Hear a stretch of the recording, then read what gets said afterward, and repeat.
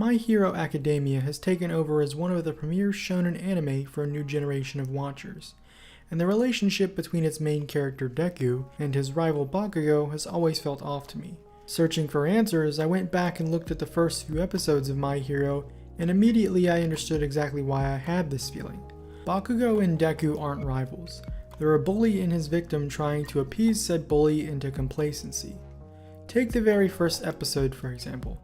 It's here we see Bakugo destroy Deku's books and mentally torment him, telling him to go kill himself. Later on we can see this more clearly where Bakugo openly expresses his disdain for Deku and his desire to help and befriend him, which leads him to tormenting him instead. To combat this, Deku displays one of the traits most often seen in codependent relationships: appeasement. He constantly underplays or ignores Bakugo's torment of him with a passive, "that's just how he is" kind of attitude. But his dismissiveness of this aspect of Bakugo's character, that is, his expression of and exertion of his inferiority complex, is exactly why they aren't rivals. Even into the 4th season of the anime, they haven't moved past the bully-victim relationship they had in episode 1 because neither one of them acknowledges, and neither does the show, that it ever was a bully-victim relationship in the first place. This weakness in their relationship truly begins to show itself in the 2nd season when Bakugo is kidnapped by the League of Villains, because the character that's been established up to that point is villainous. He belittles others, forces them to comply with his whims, and is aggressive and loud-mouthed. But the reason him getting kidnapped is so telling isn't because it acknowledges any of those things, rather, it's because it spits in the face of them. This is the moment where Bakugo, like Sasuke before him, will pay off the foreshadowing established by his prior mistakes and make the transition from established rival to full-on major antagonist. Except that never happens. Shigaraki offers to let him join them, even playing on his base desire to win at all costs, but Bakugo doesn't bite. He bites back, attacking the villains the very second he gets an opportunity and adamantly declaring that the only way he wants to win is by winning like All Might. This is a truly heroic moment. Bakugo is keeping his ideals, Sore, and fighting for them. When Bakugo announces to the League, and simultaneously the audience, that he wants to be just like All Might because he wins, that's exactly the mentality someone like All for One would have loved to capitalize on. But the show, and in particular Shigaraki, treats this as an irreconcilable difference of opinion when truthfully that's the exact reason they kidnapped him in the first place.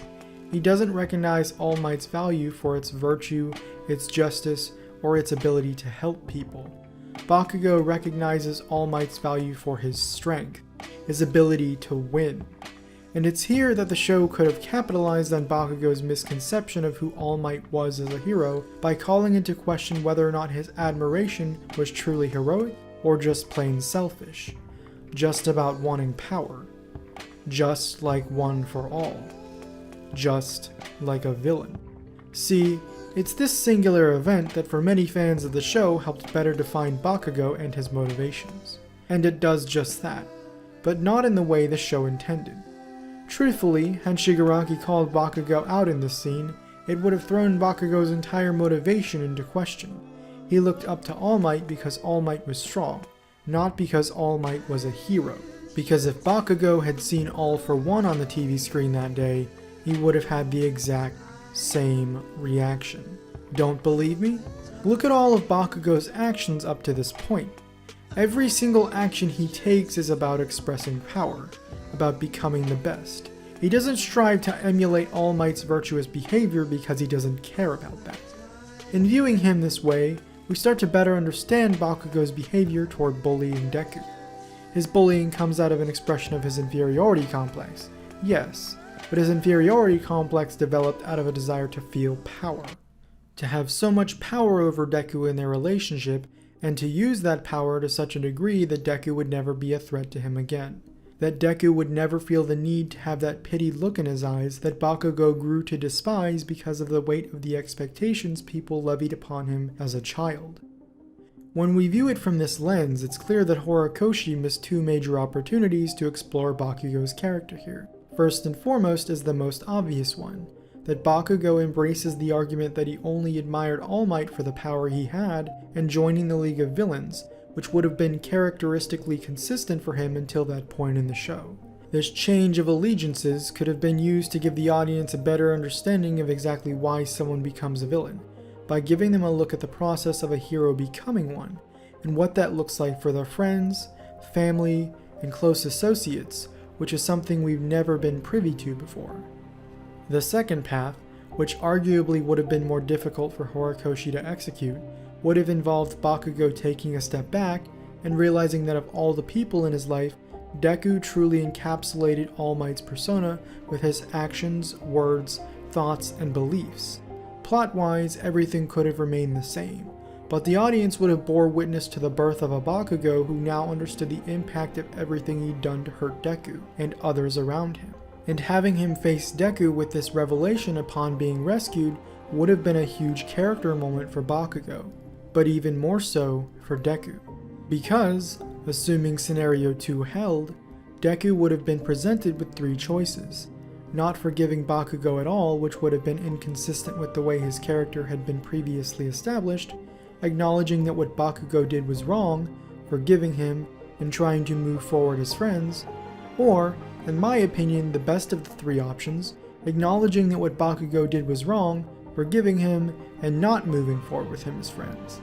Instead of forgiveness and continued complicity on Deku's part, Bakugo's apology and his acceptance of it, but not Bakugo's hand as a friend, would give Deku the much needed opportunity to explore how he actually feels about how he was tormented by Bakugo up to this point.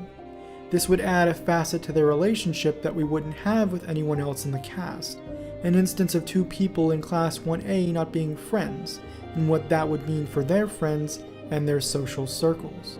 In short, not only would this approach have added additional depth to both Bakugo and Deku, it would have added depth to all the characters around them and continued to add depth to them as they were forced to work together as one cohesive unit during both training exercises and continued skirmishes against villains. The great thing about this approach is that Horikoshi can still do it. He can still conjure up some circumstance where Bakugo realizes his past actions were wrong and apologizes to Deku, and the 2 of them part ways as friends but continue on as classmates. Because at that point, they'd be on equal footing. They'd no longer be a bully and his victim. They'd be what Horikoshi set out to write originally. They'd be rivals. As a quick aside to the rest of the video, I'd like to mention that in addition to being good for the show's characters, this change for Deku and Bakugo would be good for its audience as well. My Hero Academia is a comic and show aimed at young boys, and teaching them the lesson that it's okay to forgive someone and not move on as friends is important, especially when it comes to relationships between a bully and a victim. And as someone that was bullied throughout elementary school for circumstances outside of my control, much like Deku was, I think the way Horikoshi chooses to handle Bakugo and Deku's interactions, both directly and indirectly, affect the perceptions his fan base has about similar situations which may be occurring in their own lives. Personally, I don't think their relationship as it exists now is a positive example of this, and I think many other fans feel the same way. It's my opinion that Horikoshi, should he choose to change this about their relationship, would set forth a positive example to his young audience members about the way victims should interact with and treat their bullies when they grow up and mature. It would teach them, as audience members, that you can forgive someone without letting them back into your life to be a part of it.